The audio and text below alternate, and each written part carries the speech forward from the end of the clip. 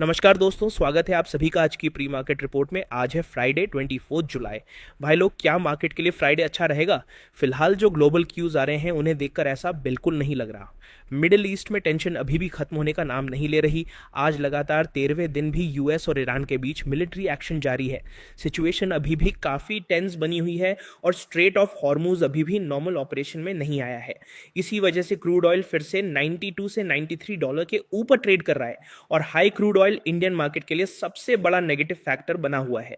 अगर क्रूड इसी तरह ऊपर बना रहता है तो इन्फ्लेशन का प्रेशर भी बढ़ेगा और मार्केट सेंटिमेंट पर भी इसका सीधा असर देखने को मिल सकता है।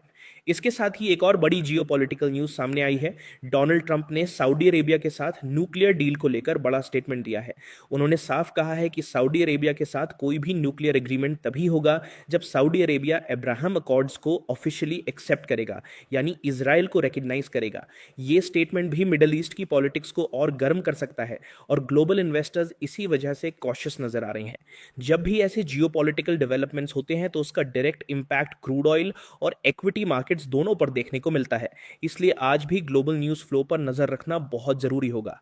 भाई लोग, अब देख लेते हैं एफआईआई और डीआईआई डेटा। कल फॉरेन इंस्टीट्यूशनल इन्वेस्टर्स ने कैश मार्केट में लगभग 2999 करोड़ रुपीस की नेट सेलिंग की है।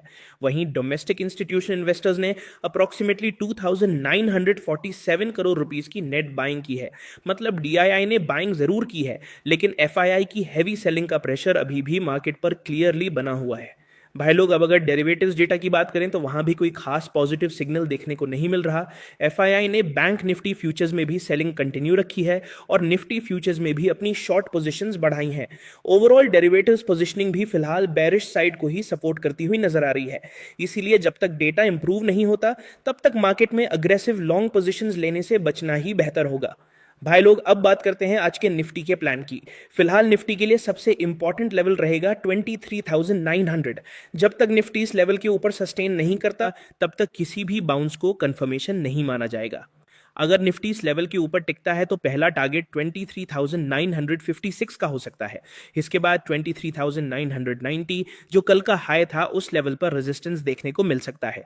और अगर बाइंग मोमेंटम स्ट्रांग रहता है तो उसके बाद 24,046 और फिर 24,100 तक की रिकवरी भी देखने को मिल सकती है। भाई लोग, अब डाउन साइड की बात करते हैं। कल का लो 23,800 बहुत इंपॉर्टेंट सपोर्ट है। अगर ये लेवल ब्रेक होता है तो पहला डाउन साइड टारगेट 23,780 का रहेगा। इसके बाद 23,730 और अगर सेलिंग और तेज होती है तो 23,680 के आसपास भी निफ्टी आ सकता है। भाई लोग, अब बात करते हैं बैंक निफ्टी की। पिछले कुछ सेशन से HDFC bank, ICICI bank, SBI और एक्सिस बैंक जैसे heavy weight stocks expected support नहीं दे पा रहे हैं।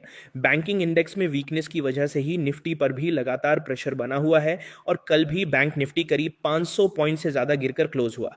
जब तक बैंकिंग स्टॉक्स में स्ट्रांग बाइंग वापस नहीं आती तब तक मार्केट में सस्टेनेबल रैली की उम्मीद करना थोड़ा मुश्किल होगा। आज बैंक निफ्टी के लिए सबसे इंपॉर्टेंट सपोर्ट रहेगा 56,370 जो कल का लो भी है। अगर ये लेवल ब्रेक होता है तो डाउन साइड में पहला टारगेट 56,268 का देखने को मिल सकता है। उसके बाद 56,120 और अगर सेलिंग और एग्रेसिव होती है तो 55,920 के आसपास भी बैंक निफ्टी स्लिप कर सकता है। इसीलिए डाउन साइड लेवल्स पर भी नजर बनाए रखिए। वहीं अपसाइड की बात करें तो बैंक निफ्टी को सबसे पहले 56,700 के ऊपर सस्टेन करना होगा। अगर ये लेवल होल्ड हो जाता है तो उसके बाद 56,930 तक की रिकवरी देखने को मिल सकती है।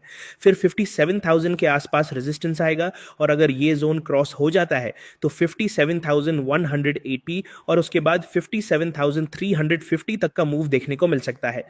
लेकिन जब तक ये रेजिस्टेंस जोन डिसाइसिवली क्रॉस नहीं होता तब तक ओवरऑल ट्रेंड को वीक ही माना जाएगा। भाई लोग, अब बात करते हैं सेंसेक्स की। कल सेंसेक्स वीकली एक्सपायरी भी थी और एक्सपायरी के दिन भी मार्केट में सेलिंग प्रेशर देखने को मिला। सेंसेक्स लगभग 76,391 के आसपास क्लोज हुआ और ओवरऑल स्ट्रक्चर अभी भी वीक बना हुआ है। फिलहाल 76,500 का जोन सेंसेक्स के लिए सबसे बड़ा रेजिस्टेंस बन चुका है।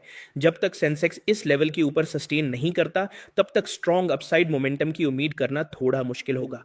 आज अगर सेंसेक्स 76,500 के ऊपर टिकता है तो पहला अपसाइड लेवल 76,690 का रहेगा, उसके बाद 76,840, और अगर बाइंग मोमेंटम स्ट्रांग रहता है तो 77,050 तक की रिकवरी भी देखने को मिल सकती है। लेकिन याद रखिए, ये सारे लेवल्स तभी एक्टिव होंगे जब मार्केट में बाइंग सपोर्ट देखने को मिले और ग्लोबल सेंटिमेंट भी इंप्रूव हो। डाउनसाइड की बात करें तो कल का लो 76,150 बहुत इंपॉर्टेंट सपोर्ट है। अगर ये लेवल ब्रेक होता है तो सबसे पहले 76,000 का साइकोलॉजिकल लेवल टेस्ट हो सकता है। अगर वहां भी बाइंग नहीं आती तो फिर 76,589 और उसके बाद 75,740 तक भी प्रेशर देखने को मिल सकता है। इसीलिए सेंसेक्स में भी लेवल टू लेवल ट्रेड करना ही बेहतर रहेगा। भाई लोग, अब बात करते हैं आज के इंपॉर्टेंट क्वार्टरली रिजल्ट्स की, क्योंकि अर्निंग सीजन भी मार्केट की डायरेक्शन डिसाइड करने में काफी इंपॉर्टेंट रोल प्ले कर रहा है। आज NTPC, Shriram finance, SBI life, Jindal steel और टाटा कंज्यूमर अपने क्वार्टरली नंबर्स अनाउंस करने वाले हैं। इनमें से स्पेशली श्रीराम फाइनेंस और एसबीआई लाइफ के रिजल्ट्स फाइनेंशियल स्पेस के सेंटिमेंट को इंपैक्ट कर सकते हैं, जबकि एनटीपीसी और टाटा कंज्यूमर के नंबर्स उनके रिस्पेक्टिव सेक्टर्स में मूवमेंट क्रिएट कर सकते हैं।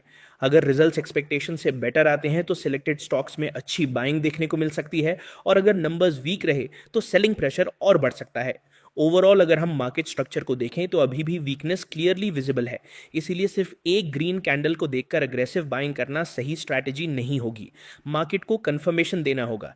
जब तक मेजर रेजिस्टेंस लेवल्स क्रॉस नहीं होते और एफआईआई डेटा इंप्रूव नहीं होता, तब तक हर बाउंस पर थोड़ा कॉशियस रहना ही बेटर अप्रोच होगा। भाई लोग, आज की प्री मार्केट रिपोर्ट यहीं तक। अगर आपको आज की वीडियो वैल्यूएबल लगी हो तो वीडियो को लाइक जरूर करना, कमेंट में बताना आपका व्यू क्या है, और चैनल को सब्सक्राइब करके बेल आइकन हिट कर देना। और डिस्क्रिप्शन में ऑफिशियल टेलीग्राम लिंक है, उसे ज्वाइन कर लेना। यहाँ पे डेली लाइव अपडेट्स मिलते हैं। भाई लोग, मैं मिलता हूँ आप सभी से पोस्ट मार्केट एनालिसिस में। तब तक के लिए जय हिंद, जय भारत।